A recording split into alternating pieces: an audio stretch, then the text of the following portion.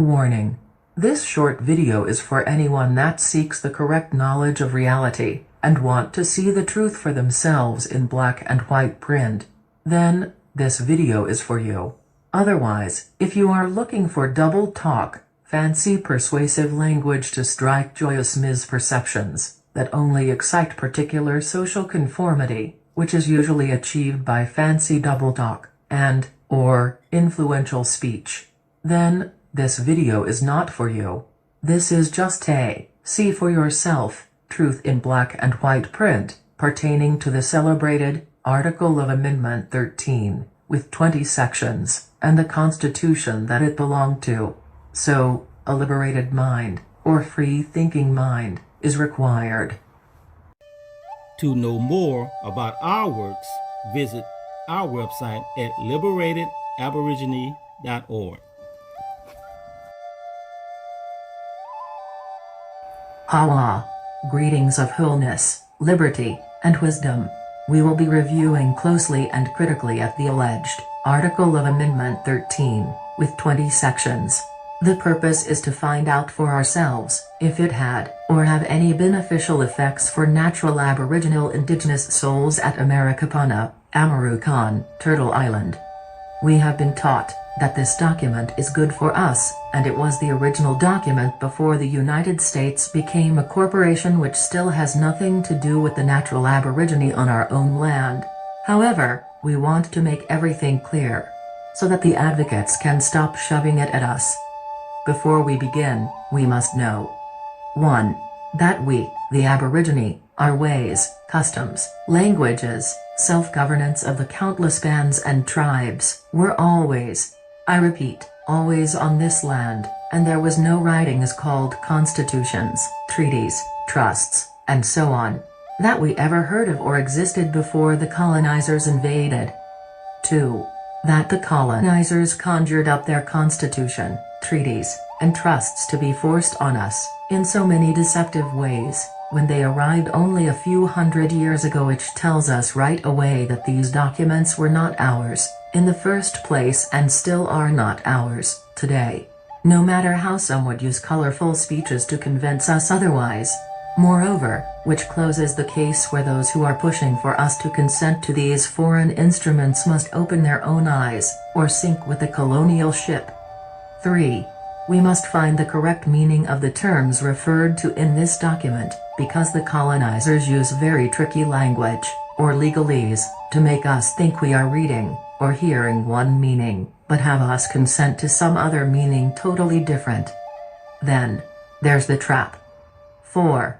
We must also ask the question, why was there even a need for the holders of these contract papers to have such documents for the Aborigine to go by, when we were free Aborigine on our own land minding our own business from time immemorial, and we did not refer to ourselves as, quote-unquote, persons. Let us begin. Now, etymology and definitions. We must know the colonizers' multiple definitions of particular words that we read in their documents because, like pulling a rabbit out of a hat, they will use any definition that best meet their interests. So, we must use the definitions that we know will always be used against us, because that's how the colonizers keep the upper hand. In this review, when initials B, L, D is referenced, it means Black's Law Dictionary 4th Revised Edition. Person. This term include artificial beings as corporations under penal statute, relating to taxation, revenue laws, usurious contracts, and concerning the admissibility as a witness of a party in his own behalf when the opposite party is a living person. Means, a person is not living. Persons are of two kinds, natural and artificial. An Indian is a person, and a slave was so considered insofar as to be capable of committing a riot in conjunction with white men. Every full citizen is a person. Other human beings, namely subjects who are not citizens, may be persons. CB. L. D. Page 1299 and 1300. God. According to the Vatican, is a vicar for their God fiction, which is a substitute or representative of God or their Christ, but also used in the sense of person acting as parish priest in place of a real person. 14th century. See Etymology. According to the 1302 Unum Sanctum Papal Bull decree by Pope Boniface VIII, quote, "We declare, we proclaim, we define that it is absolutely necessary for salvation that every human creature be subject to the Roman Pontiff," end quote, their God fiction. And according to the Christian Black Codes, Article 2 reads, "Make it imperative on masters to impart religious instruction to their slaves." Article 3 reads, "Permits the exercise of the Roman Catholic Creed only, every other mode of worship is prohibited." Crime, or criminal, is Roman curia, means a positive or negative act in violation of penal law, an offense against the state. B.L.D. page 444. Penal is 13th century means to repent, feel such regret for sins, crimes, the agony suffered by Christ. Also, means punishment. Penance, penitentiary, place of punishment for offenses against the church. Penitentiary for penance is a house of correction, prison in which convicts are confined for punishment and reformation, and compelled to labor, originally an asylum for prostitutes. See Etymology. Citizen is a member of a jural society, meaning a state fiction. A citizen is under the Constitution and government. A citizen owes allegiance and is subject to duties. Duties mean dictated obligations that include taxation. All persons born or naturalized in the United States, and subject to the jurisdiction thereof, are citizens of the United States, and of the state wherein they reside. See BLD page 310. Persons and full citizens are the same. Subject means person under control or dominion of another, specifically a government or ruler. See Etymology. Now that we have covered a few of the important definitions, we will review the sections within the Article of Amendment 13 with 20 sections.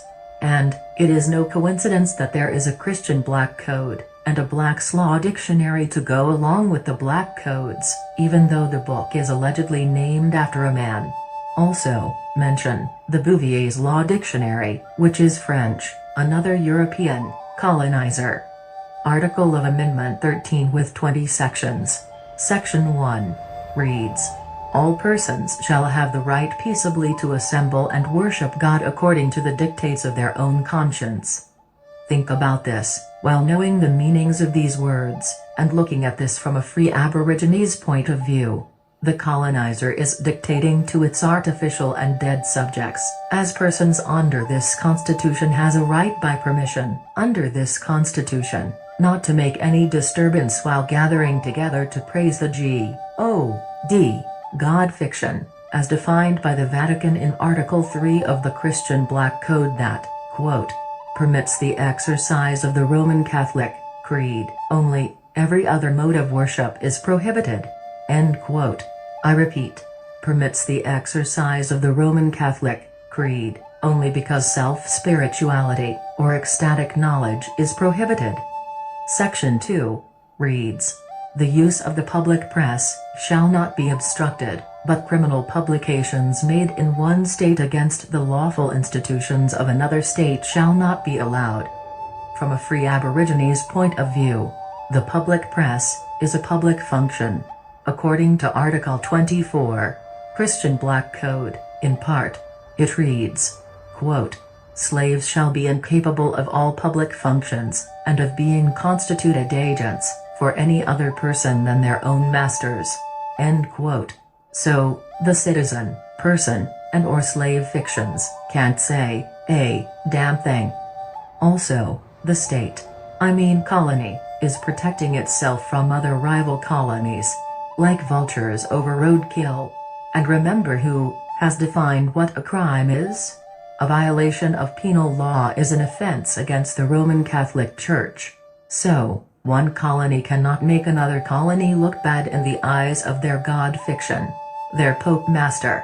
This bullcrap has nothing to do with the Aboriginal Indigenous highest law of our own land. This is all dictation of colonization, colonialism, occupation. Section 3 reads, quote, "The right of citizens to free and lawful speech in public assemblies shall not be denied. Access of citizens to the ballot box shall not be obstructed either by civil or military power. The military shall always be subordinate to the existing judicial authority over citizens. The privilege of the writ of habeas corpus shall never be suspended in the presence of the judicial authority." End quote. The question is, free Aborigine, are you citizen subjects, owing allegiance to the dictates of foreign colonizers? Answer: definitely not. Then, why would anyone have free Aboriginal Indigenous uphold the foreign dictates under an outsider's constitution? This section tells us that as long as someone is subject under the foreign constitution, then they might be able to say what they want in public. They can freely vote in the foreign system for colonizers to be in office.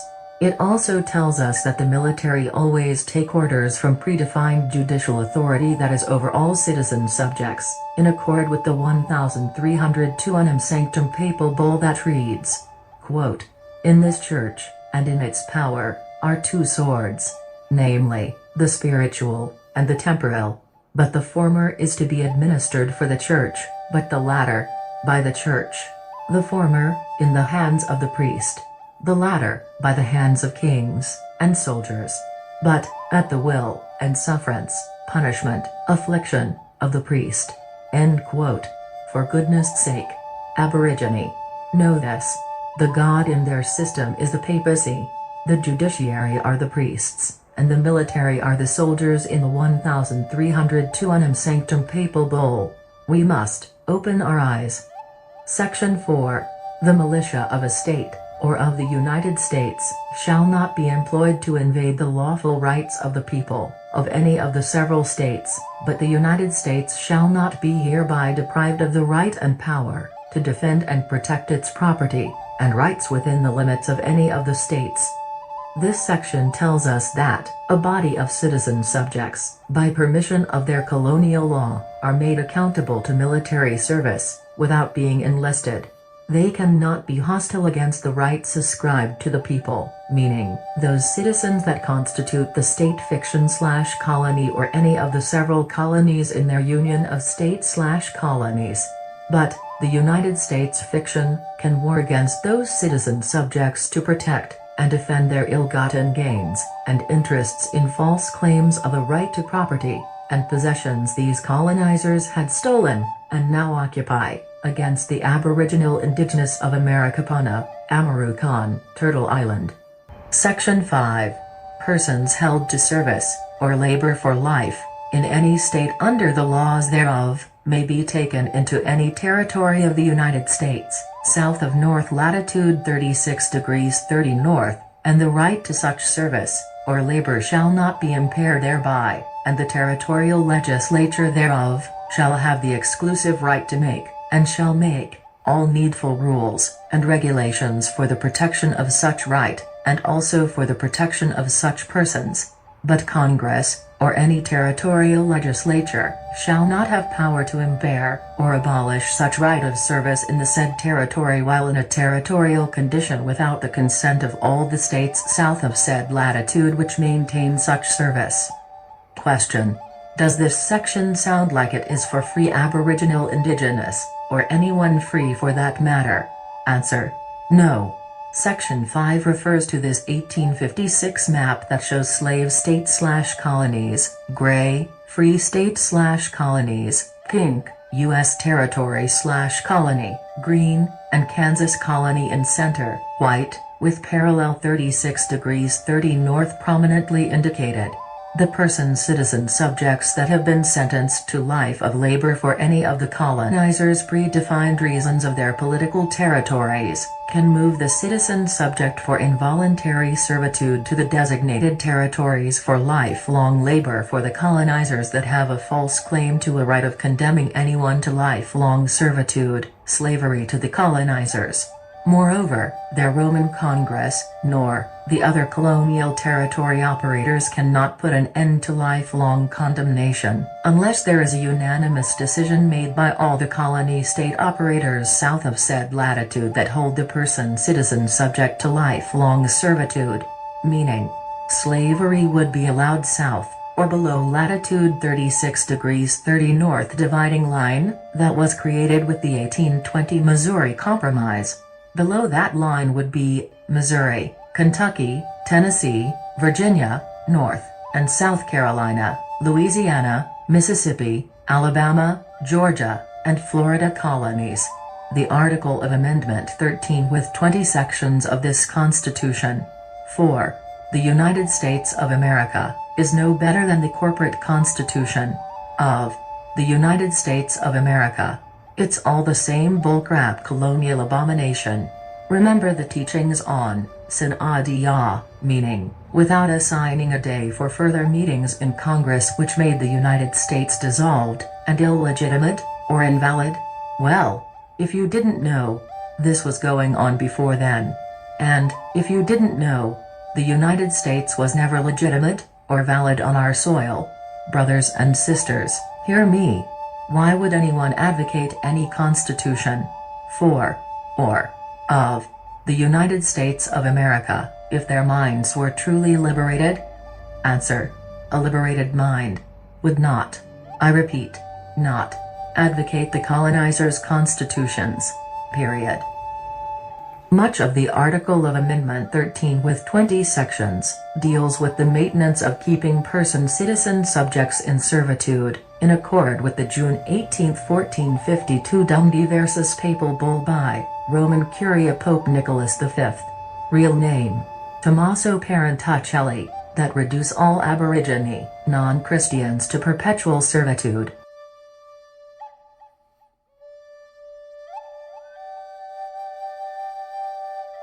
This papal bull reads in part, quote, "We grant to you full and free power, through the apostolic authority by this edict, to invade, conquer, fight, subjugate the Saracens and pagans, and other infidels and other enemies of Christ, Aborigine people / all non-Christian, and wherever established their kingdoms, duchies, royal palaces, principalities and other dominions, lands, places, estates, camps, and any other possessions, mobile and immobile goods found in all these places and held in whatever name, and held and possessed by the same Saracens, pagans, infidels, and the enemies of Christ, also, realms, duchies, royal palaces, principalities and other dominions, lands, places, estates, camps, possessions of the king or prince or of the kings or princes, and to lead their persons in perpetual servitude."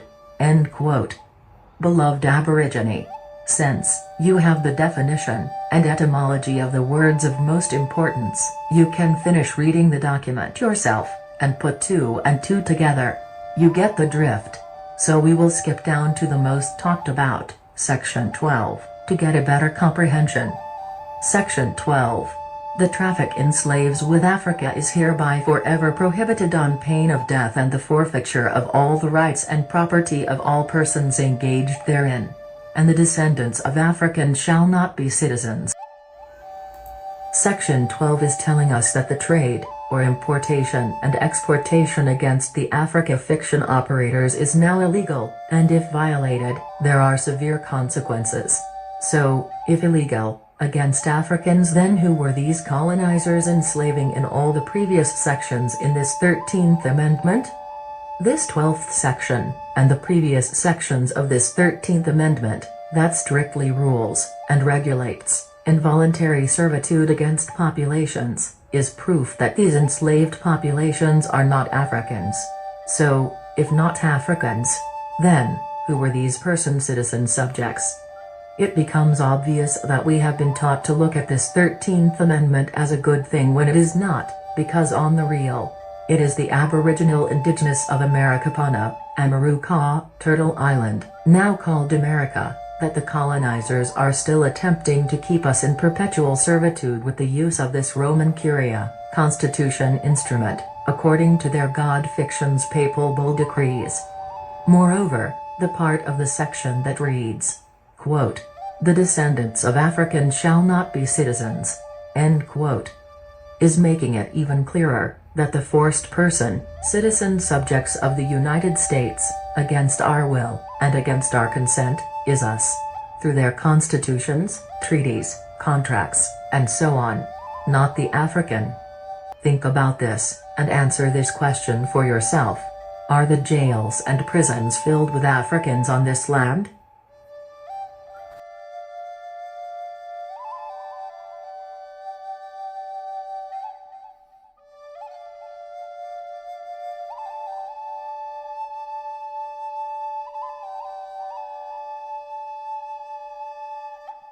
In Cartier's first expedition in 1534, he seized some of the natives and carried them on board his ships.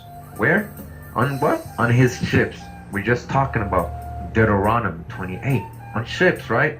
And continues, says the relations with the Indians were so friendly that he was able, by gifts and explanations, to persuade them that he meant no harm. So you see the evil nature of these people, right? Tricking your ancestors, being all nice to them, and then grabbing them up and enslaving them. 2 of them were finally detained on board and carried to France. Carried where? To France, to Europe. On the second expedition in 1535, Cartier, replying to the request of the chief Taiguragui that the French carry away another chief, Agona, declared that the king of France had forbidden him to bring back either man or woman, and permitted him to bring to France only 2 or 3 little boys to learn the language. But these pretended instructions did not prevent Cartier from seizing Taiguragui and other chiefs for the purpose of carrying them to France. Chiefs! The great purpose of the French in the New World was trade. Alright, trade. Alright, but we're starting to realize it was basically slave trade. Not just the word trade like we thinking, oh, they were trading fur, spices, fruits, whatever. No, it was human cargo, slave trade. All right, they're leaving a word out of this. Their expeditions, excluding those of the missionaries, were commercial in nature. Commercial, key words here. With them, gold hunting was not a primary consideration. They didn't care about gold, nor were they seeking a refuge from persecution like the English. The great fur trade was being developed by them. This trade was carried on with the Indians, and in all sections were captives in war or kidnapped Indians were purchased from the natives. Such purchase was usually a part of the trade in furs. The custom of purchasing Indians originated with the early explorers and discoverers purchasing Indians. We ain't talking about Africans being purchased here. De Bourgmont sent some of those whom he purchased back to New Orleans. La Vérendrye also in 1731 sent back slaves to French settlements, and in writing of his action implied that he thought he deserved much credit for furnishing the colonies with slaves. Alright, so again, all these slaves, they're not African. The French are enslaving your ancestors. Until well into the latter half of the 18th century.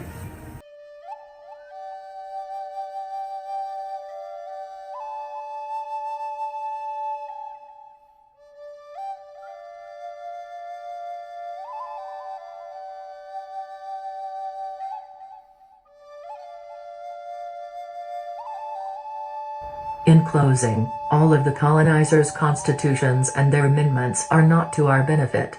This Roman Curia constitution is just another tool that is used to keep us passively obedient. The 13th Amendment and its 20 sections is really their so-called martial law, when the Aboriginal Indigenous get out of line, as their good citizen person subjects, and make the colonizers uncomfortable. The etymology of martial law pertains to war. Military rule over civilians, which is what these amendments/regulations were made for, and are still in effect to commit war against us on our own land when we cannot be controlled by the occupation. Therefore, Your so-called marshals are the Roman curia's soldiers for the colonizing popes of the Roman Church. According to Rome's dark priestcraft, any word prefixed with M, A, R, Mar, or Mars, refers to Mars planet, their Roman god of war. This always means warlike, to deface, disfigure, impair in form or substance. Also, to trouble and confuse. Stop the video, and read for yourself in the Black's Law Dictionary, page 1126. Martial law exists when military authorities carry on government, or exercise various degrees of control over civilians, or civilian authorities in domestic territory. But, read further down the page, it will show you that martial law is arbitrary, and is really no law at all. However, sisters and brothers, this is what they use on us, on our own land, and we consent to the occupation and ill treatment when we accept their instruments, including the Constitution, and its amendments. We must become fully awake to the tricksters that pretend that they are for our liberation, but continually deceptively teach the opposite, leading us right into the clutches, jails and prisons of the colonizers. Then, claim they are not leaders. We implore all to read Article of Amendment 13 and its 20 sections, with the other amendments, along with constitutions, for, and, of, the United States of America, that they are amended to. Please, see for yourselves. They read the same. The corporate version just has more amendments added to it. In any case, adopted, or not, they are not ours. When you do more research on the unwritten laws of our ancestors, that was put in writing, the constitutions that was allegedly adopted from ours, really looks nothing like it. Their constitution is completely foreign to us. As a free liberated mind, read them to comprehend, because it will become so clear to you, and will begin to unlock all the questions, as to why the Aborigine are not making any progress by holding on to the same colonizers' instruments that help them maintain dominance on our land. By the advocation, acceptance and consent of these instruments that are all derivatives of the Mother, Secret Treaty of Verona, all subsequent papal bulls, and Bible books that are tools to aid in the colonizers' conquest. Even Section 17 of this Amendment 13 with its 20 sections, reads, quote, Congress may assist free persons of African descent to immigrate and colonize Africa. End quote. Read it for yourself. I repeat, Congress may assist free persons of African descent to immigrate and colonize Africa. This is part of the trick that makes circumstances appear that the Aboriginal Indigenous of Amarukapana are African. We are not.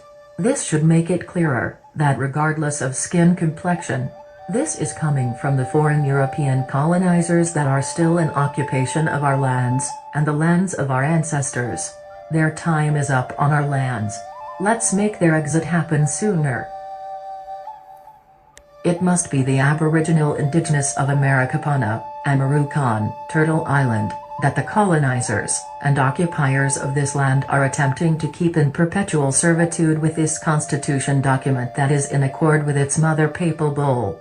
The descendants of Africans shall not be citizens is telling us that the Aboriginal Indigenous Amarukans of this Amarukapana are the ones being forced to this present day to be United States citizens against our will and consent through their constitutions, treaties, contracts, and so on.